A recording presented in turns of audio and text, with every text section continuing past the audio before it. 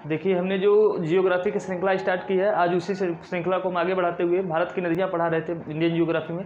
आज Indian geography में हिमालयी नदियाँ जो है वो हिमालयी नदियाँ समाप्त हो जाएंगी, तो उसके बाद अब दक्षिणी प्रायद्वीप की जो नदियाँ हैं उसको ख़त्म करेंगे हम लोग। तो चलिए स्टार्ट करते हैं आज की क्लास जियोग्राफी।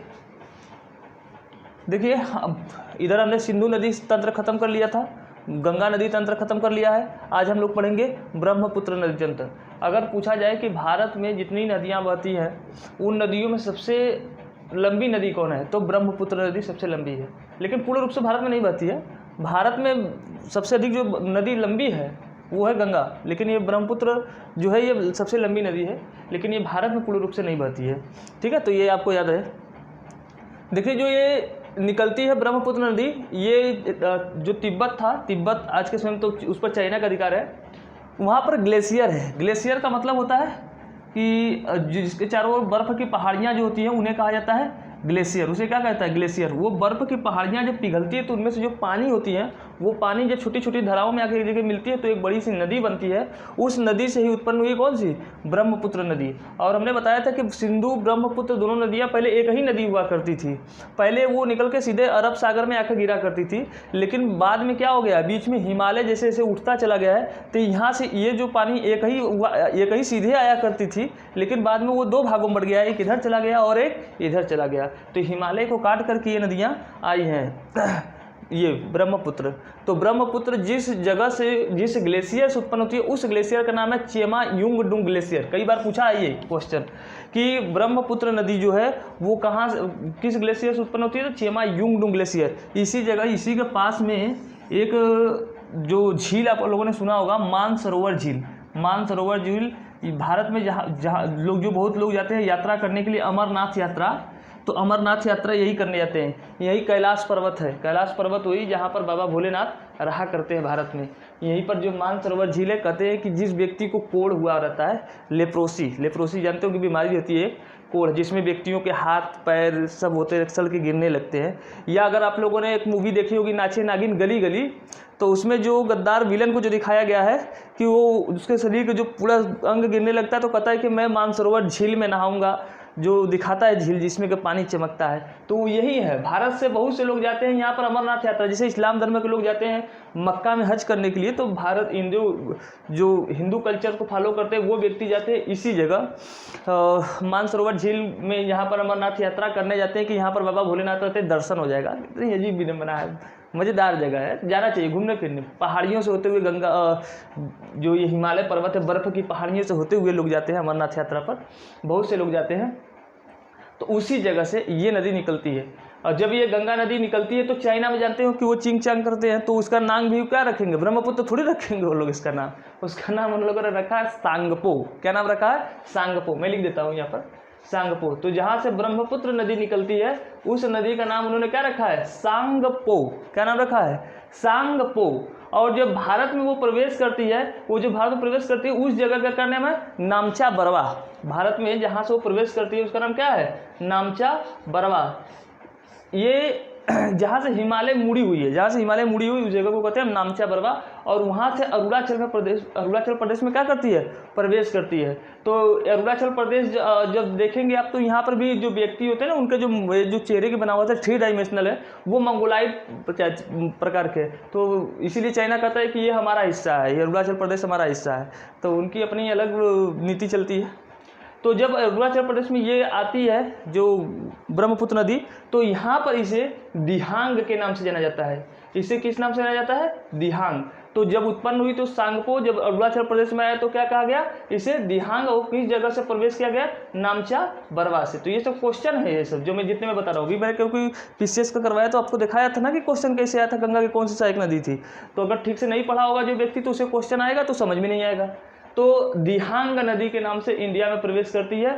फिर उसके बाद असम में से होते हुए बांग्लादेश में जब प्रवेश करती है तो बांग्लादेश में इसे जमुना कहा जाता है। बांग्लादेश में इसे क्या कहा जाता है? जमुना कहा जाता है। ठीक है। लेकिन असम में अरुणाचल प्रदेश में दिहांग कहा जाता है। दिहांग के बाद असम में जब आता है तब इसे क्या कहा जाता है? ब्रह्मपुत्र। ब्रह्मपुत्र के बाद जब बांग्लादेश में चला जाता है तब इसे कहा जाता है जमुना। यमुना नहीं, यमुना तो गंगा की वो सहायक नदी है, ये जमुना के नाम से जाना जाता है। और जब फिर गंगा में मिल जाती है जब गंगा और ये देखो यहाँ से मैंने कहा ना गंगा और ब्रह्मपुत्र जब दोनों मिल जाती है तब इसे क्या कहा जाता है, तब इसे कहा जाता है मेघना। तब क्या कहा जाता है, मेघना। तो आपको याद रहे कि जब गंगा और यमुना जब मिल, गंगा और जमुना मतलब ब्रह्मपुत्र, जमुना जब मिल जाती है तब इसे क्या कहता है, मेघना। तो फिर से सांगपुर नाम जाना गया, फिर नामचा प्रवास जब आया तो दिहांग कहा गया, फिर जमुना कहा गया मतलब ब्रह्मपुत्र, फिर उसके बाद जमुना कहा गया, फिर मेघना कहा गया। और जब गंगा और ब्रह्मपुत्र जब मिलती है ना तो अपने साथ ये सब बहुत अवसाद लेके आते हैं। पहाड़ी की चट्टानों को तोड़ तोड़ के छोटे छोटे कण, मिट्टी, झंखाड़ी, अपने साथ झड़ झंखाड़ियाँ भी तो लेके आती है। सभी जो छोटे छोटे कण मिट्टियाँ सब जो लेके आती हैं तो वो क्या करती हैं, इस बंगाल की खाड़ी में मिलने से पहले वो अपना जमा करती है। जितनी वो साथ अपने साथ कण मिट्टी सब जो लेके आई हैं वो जो लेकर आती है तो वो जमा करती है, किनारे पे ही जमा करती चली जाती है। तो उसको क्या कहा जाता है, उसे कहा जाता है डेल्टा। यानी कि नदियाँ जब अपने साथ जो अवसाद लेकर आई हैं, अवसाद का मतलब होता है अपशिष्ट, जो लेकर आती है वो जो जमा करती है उसे कहा जाता है डेल्टा। उसे क्या कहता है, डेल्टा। तो डेल्टा का निर्माण करती है। और विश्व का सबसे बड़ा डेल्टा का निर्माण करने वाली अगर कोई नदी आपसे पूछी तो वो बताएंगे गंगा और ब्रह्मपुत्र नदी का डेल्टाई क्षेत्र जो होता है वो विश्व का सबसे बड़ा डेल्टा है। और इसी डेल्टा में सुंदर सुंदर वन मिलते हैं, सुंदरी नामक वृक्ष मिलते हैं जो बहुत ही प्रसिद्ध है पूरे वर्ल्ड में। जहाँ पर बंगाल टाइगर आपने सुना होगा कि बंगाल टाइगर मिलता है। डाइवर्सिटी बहुत अधिक पाई जाती है यहाँ पर। डाइवर्सिटी मतलब जैव विविधता, बहुत अधिक मात्रा में जीव जंतु इसे मिलते हैं। तो इतनी बातें आपको याद रहे। फिर उसके बाद ये गंगा जो ब्रह्मपुत्र है इसकी कई सहायक नदियाँ हैं, कई सहायक नदियाँ। कोई बार एग्जाम में पूछा है, ऑप्शन दे देगा कि निम्नलिखित में से कौन सी ब्रह्मपुत्र की सहायक नदी नहीं है। आपको 3 ऑप्शन तो दे देगा सहायक वाला, और एक दे देगा गंगा का, तो एक यमुना का, कोई दूसरे का सहायक नदी दे देगा। जैसे अभी मैंने PCS वाले में करवाया था जो प्रीवियस ईयर, तो उसमें दिखाया था हमने कि 2021 में आया था। उनमें से गंगा की सहायक नदी कौन सी नहीं है, 3 दे दिया, पुन ये सब करके दे दिया। फिर उसमें से एक दे दिया जोंक नदी, जोंक जो कि यमुना की सहायक नदी है। अब वो दे दिया, अगर आप लोगों ने याद नहीं किया तो फिर ऐसे गलत हो जाएगा। तो गलत होता है, हम लोग तैयारी करते हैं तो फिर बहुत बार गलत ऐसे ही हो ही जाता है, क्या करें, ठीक से पढ़ते नहीं थे हम लोग भी, ऐसी लापरवाही करते थे। देखिए, तो इसकी जो सहायक नदी है ब्रह्मपुत्र की, एक है जिया भरेली, बड़ा बढ़िया नाम है, जिया भरेली। ब्रह्मपुत्र की सहायक नदी कौन है, जिया भरेली, जिया भरेली, जिया को भर देने वाली। फिर उसके बाद एक है दिबांग, तो इसका नाम दिहांग है। याद रहे कि ब्रह्मपुत्र का नाम दिहांग है, लेकिन इसकी जो सहायक नदी है आखिर इधर से मिलती है उसका नाम क्या है, अरुणाचल प्रदेश में मिलता है, उसका नाम है दिबांग। क्या नाम है, दिबांग। लोहित, तो जिया भरेली, दिबांग, लोहित। फिर उसके बाद सुबनसिरी, सुबनसिरी। फिर उसके बाद धनसिरी, धनसिरी।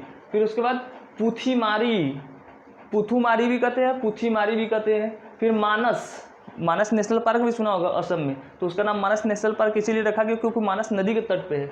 फिर उसके बाद पगला दिया, पगला दिया नाम है ब्रह्मपुत्र नदी की सहायक नदी है, पगला दिया। फिर उसके बाद एक कामेंग, कामेंग है।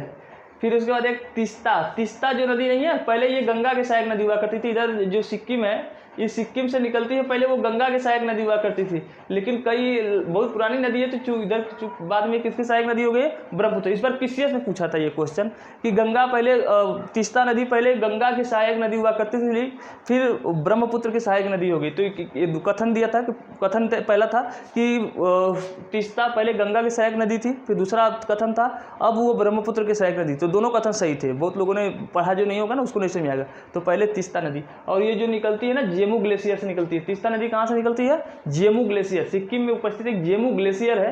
क्वेश्चन पूछा गया है कि सिक्किम जो ये नदी है तिस्ता नदी कहाँ से निकलती है, तो जेमू ग्लेशियर सिक्किम पड़ता है, वहाँ से उत्पन्न होती है कौन सी नदी, तो तिस्ता नदी। पहले जो कि गंगा नदी की सहायक थी, बाद में वो कहाँ चली गई, ब्रह्मपुत्र की सहायक नदी, क्योंकि नदियाँ अपने हमेशा दिशा को क्या करती रहती हैं, बदलती रहती हैं। तो मैंने अब एक क्वेश्चन और पूछता है कि विश्व का सबसे बड़ा डेल्टा कौन सी नदियाँ बनाती है, तो मैंने बता दिया गंगा और ब्रह्मपुत्र जो विश्व का सबसे बड़ी डेल्टा।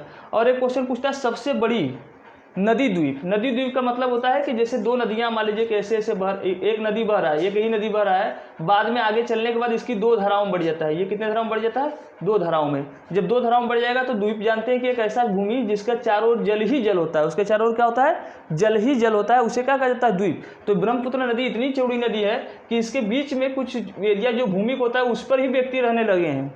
नदी बहुत चौड़ी है, तो उसके बीच में कुछ भूमिक एरिया है जिस पर मनुष्य रहते हैं, उसे कहा गया नदी द्वीप। अगर समुद्र रहता तो कहता है समुद्र में उपस्थित द्वीप है, लेकिन नदी के बीच में जो भूमि खाली है चारों तरफ जल ही जल, इसे कहेंगे नदी द्वीप। तो विश्व का सबसे बड़ा नदी द्वीप जो मिलता है उसका नाम कौन सा है? माजुली द्वीप।